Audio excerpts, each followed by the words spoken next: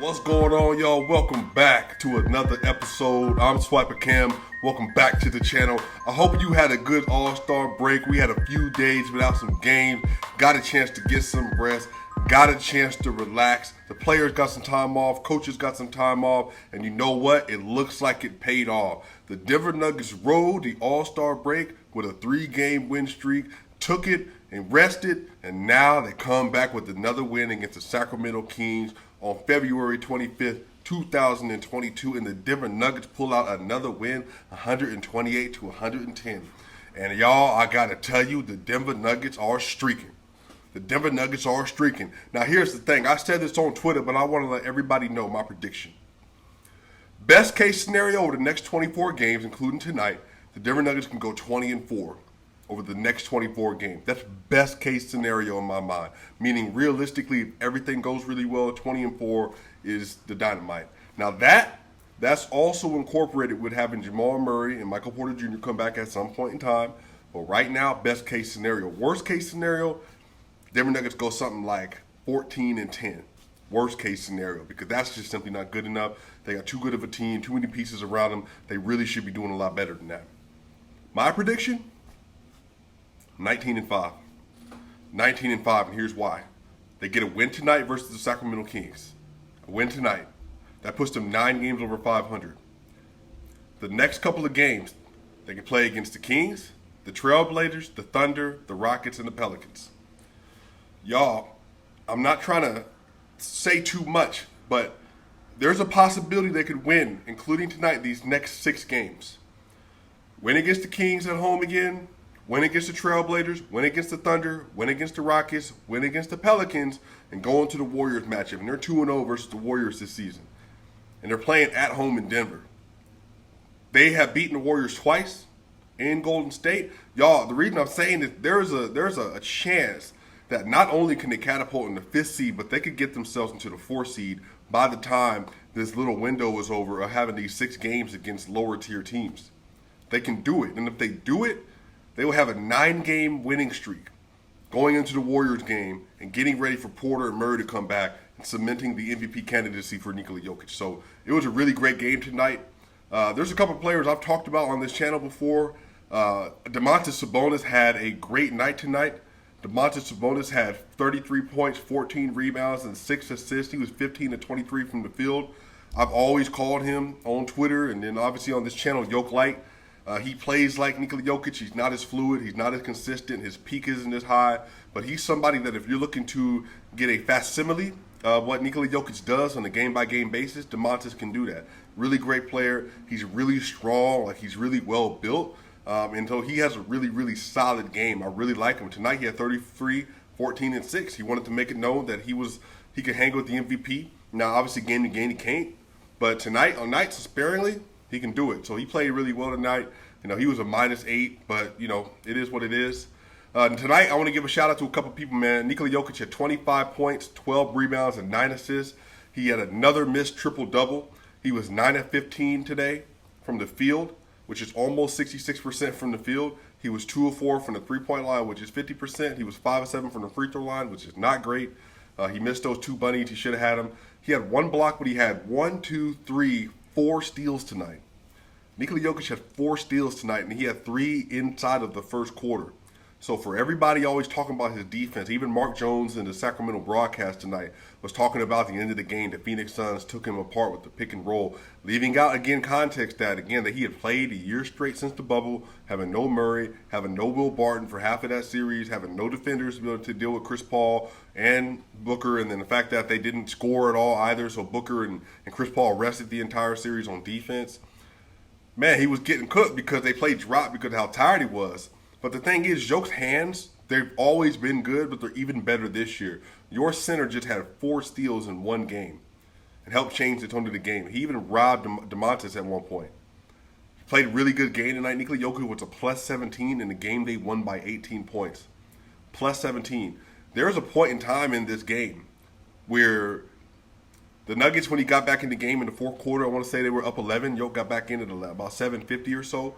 He went out at 150 left in the third quarter, and the Nuggets were only up 2 points. But they were up 14 points inside of that third quarter. They went on a 12-0 run, and then the Sacramento Kings came back, had an 11-2 run, and then DeMontis was really big in that. So they had some points where the game got a little bit tight, but every time, man, Yoke and another player we're going to talk about here in a minute, they put their foot to the pedal, and they helped this team take off. And every time Sacramento responded tonight with a run of their own, the Nuggets were bracing it and just saying, let's weather this momentum and do what we need to do on the other side. And the same thing happened in the first quarter. At the end of the first quarter, the Denver Nuggets were up 35-25.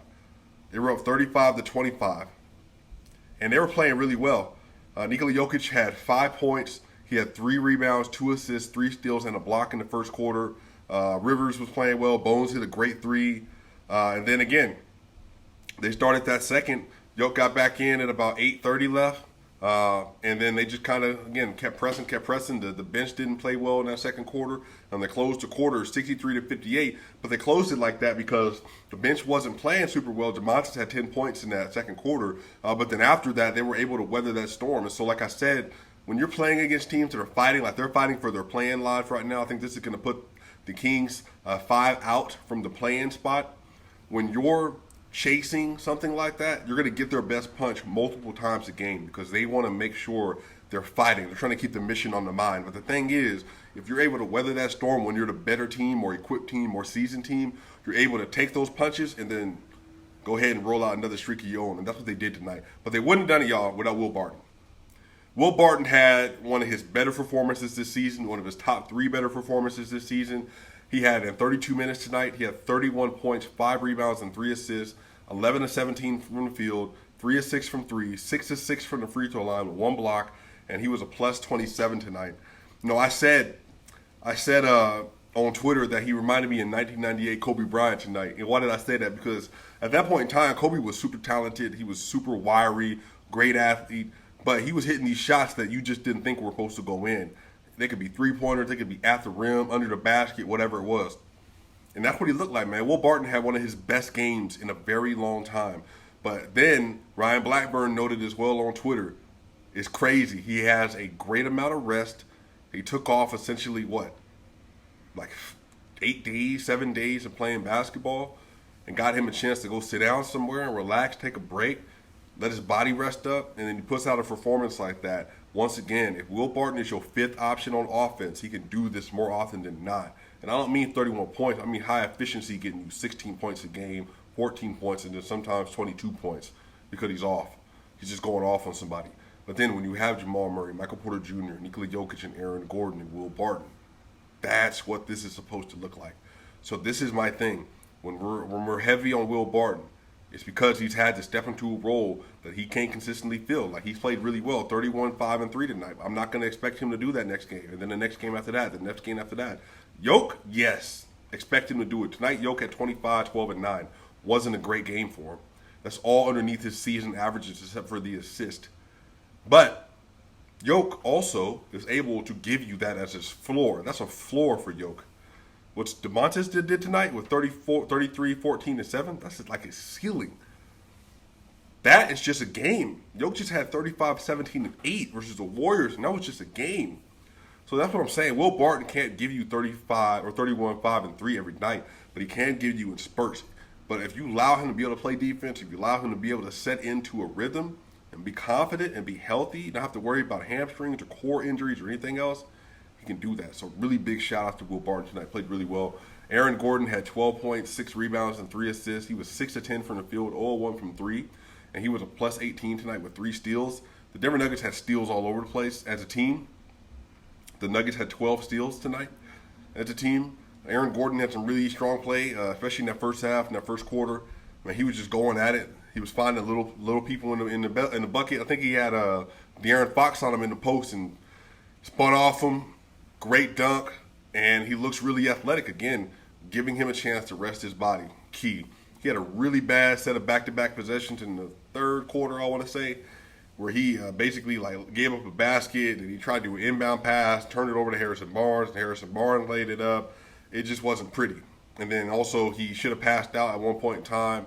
Didn't do it. Just little stuff, man. But like, this is just basketball. Sometimes when you're in the zone and you're playing, you get so locked into what's happening in front of you that you forget what's happening around you because you feel like you can make this play. And to his point, he got a couple kind of bogus offensive calls today on him when he drove to the lane and you tried to step over and his elbow swung and so it looked like he hit somebody in the face even though he didn't.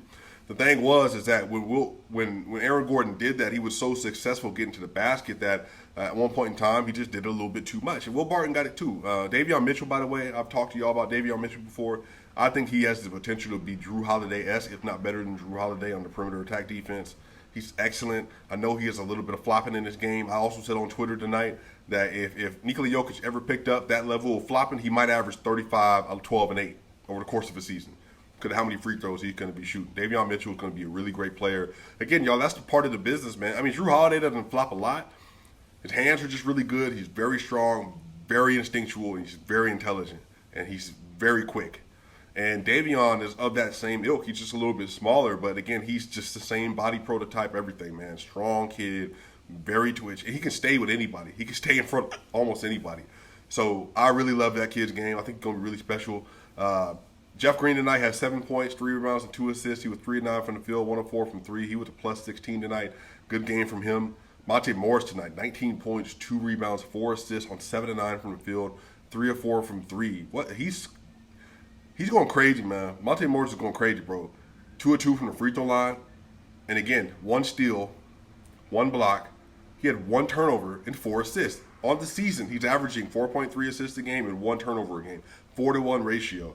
That's exactly what you need from your point guard, and he was a plus 25 tonight.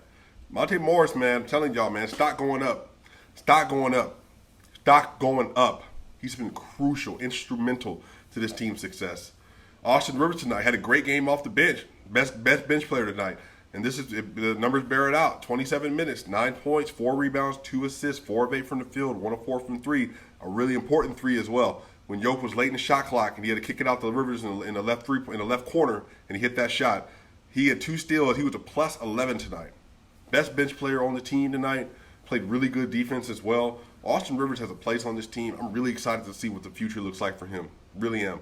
I really am. I'm excited to see what he does in the playoffs. Having him, Bones Highland, Monte Morris, and Bryn Forbes, having them be interchangeable depending on the playoff series, on the game, the momentum, that's going to be so crucial because now you're not relying on him as a starter. That's what I'm saying. You put Jamal Murray and Will Barton there, and then you got on the bench to work through. Hey, all right, Monte Morris, all right, Bones Highland, all right, Austin Rivers, all right, Bryn Forbes, go get it. Which one of y'all ready to go get it tonight? And then you can let those 4 guards tear apart the bench with Boogie Cousins, who's going to be on the team hopefully by tomorrow for the rest of the year, and then with Jeff Green and JaMychal Green to play with, and then some Davon Reed to play with a little bit, and Zeke Naji and all that. Like, there's a lot of potential for this team as a unit. I'm really excited for it. Bryn Forbes had 8 points, 1 rebound, 2 assists. He was 3 of 4 from the field, 2 of 3 from 3. He was a -2, but again, that scale I've always given y'all on the bench. If you a +2 to a -2, that's a great game. He was a -2 tonight, and I'm telling you, man, when Bryn Forbes gets the ball and he has any room at all, I'm talking about like, you give him 2 feet worth of room, if he can step in, he loves to step into his shot. If he can step into it, even if it's a pull-up or a dribble to the basket, if he can step into his shot, it's money. He was 2 of 3 from 3, and I'm telling y'all, man, one of these games, bro, he's going to go like 6 of 7, 6 of 8. He was 4 of 7 versus the Warriors the other night, but I know he got a 6 of 8 in him in the playoffs somewhere because when everybody come back and Jamal Murray's driving and Jokic's out there, then Bryn Forbes is out there, they're going to be like, right, Michael Porter Jr. somewhere else. What they going to do? They're about to crash and then kick it out to Porter, and then I'm going to double him. I got to run out of him. He's shooting in 44% from 3.